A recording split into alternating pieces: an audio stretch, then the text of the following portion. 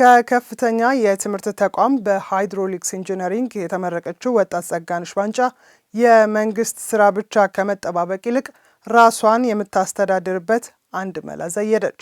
የተማርኩት አርቆ ለማሰብና ለችግሮች መፍትሄ ለማበጀት ነው የምትለው ወጣቷ የእጅ ሙያ የምትማርበት አጭር ጊዜ ስልጠና ተከታተለች። ዛሬ ላይ በዳሞታ ጋርመንት በጨርቃ ጨርቅ ስራ ተሰማርታ ህይወቷን እየቀየረች ትገኛለች። ይህም ካለምኩበት እንዳልደርስ አያግደኝም የምትለው ባለታሪኳ ከአለማዩ አልቶ ጋር አጭር ቆይታ አድርጋለች። ተከታትለን እንመለስ።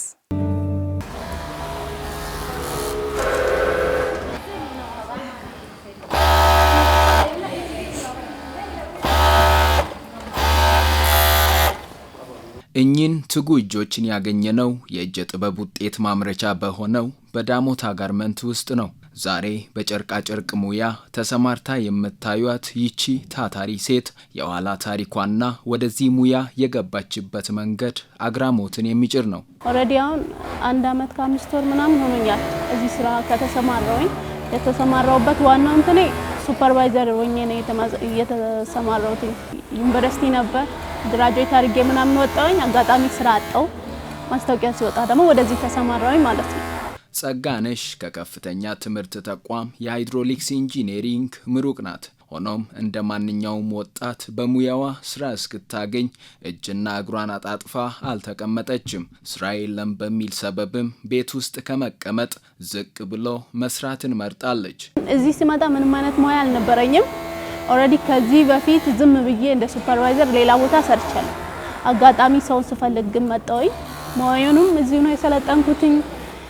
ደሞ ስራውንም ኖርማል ወድጄው ፈቅጄው መስራት የጀመርኩት እዚሁ ነው።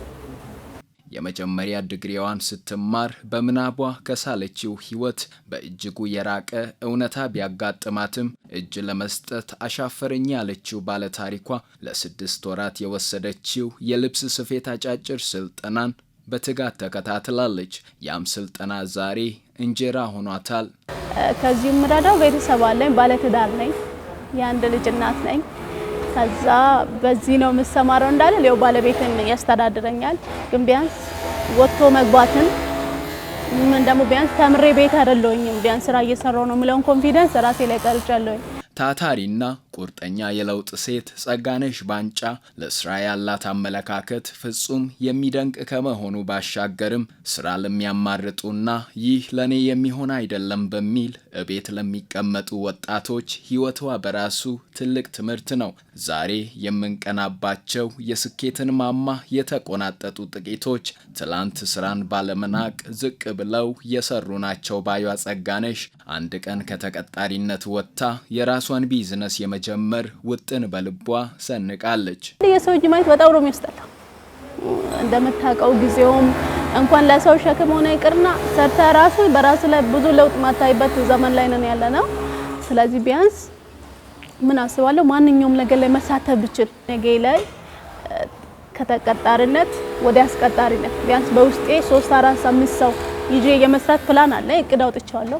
እግዚአብሔር ደግሞ ካከናወነልኝ ነገ ላይ ቢያንስ የራሴ ይኖረኛል ማለት ነው።